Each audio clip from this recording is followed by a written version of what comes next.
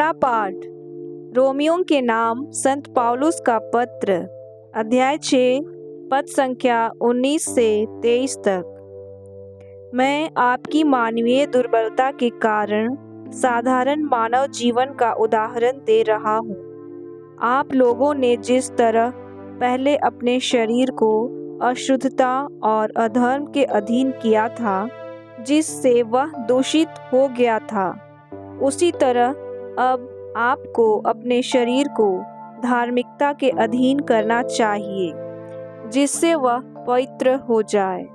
क्योंकि जब आप पाप के दास थे तो धार्मिकता के नियंत्रण से मुक्त थे।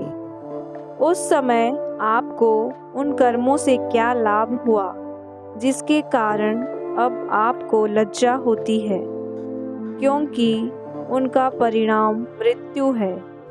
किंतु अब पाप से मुक्त होकर आप ईश्वर के दास बन गए और पवित्रता का फल उत्पन्न कर रहे हैं, जिसका परिणाम है अनंत जीवन।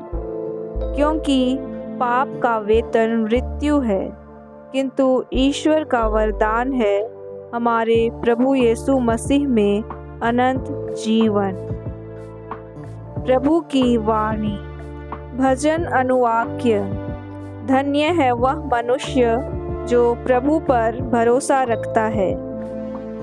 धन्य है वह मनुष्य जो दुष्टों की सलाह नहीं मानता, जो पापियों के मार्ग पर नहीं चलता और अधर्मियों के साथ नहीं बैठता, जो प्रभु का नियम हृदय से चाहता और रात दिन उसका मनन करता है। वह उस वृक्ष के सदृश है जो जल स्रोत के पास लगाया गया है, जो समय पर फल देता और जिसके पत्ते मुरझाते नहीं।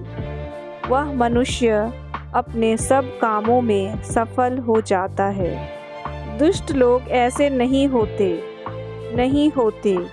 वे तो पवन द्वारा चितराई हुई भूसी के सदृश हैं। प्रभु धर्मियों के मार्ग की रक्षा करता है, किंतु दुष्टों का मार्ग विनाश की ओर ले जाता है। जय घोष, हालेलुया। मैंने सब कुछ छोड़ दिया और उसे कूड़ा समझता हूँ, जिससे मैं मसीह को प्राप्त करूँ और उनके साथ पूर्ण रूप से एक हो जाऊँ। हालेलुया। सुसमाचार। संत लूकस के अनुसार आज का पवित्र सुसमाचार, अध्याय 12, पद संख्या 49 से 53 तक। यीशु ने अपने शिष्यों से यह कहा, मैं पृथ्वी पर आग लेकर आया हूँ और मेरी कितनी अभिलाषा है कि यह अभी धधक उठे। मुझे एक बपतिस्मा लेना है और जब तक वह नहीं हो जाता मैं कितना व्याकुल हूँ। क्या तुम लोग समझते हो कि मैं पृथ्वी पर शांति लेकर आया हूँ? मैं तुमसे कहता हूँ, ऐसा नहीं है। मैं फूट डालने आया हूँ, क्योंकि अब से यदि एक घर में 5 व्यक्ति होंगे तो उनमें फूट होगी।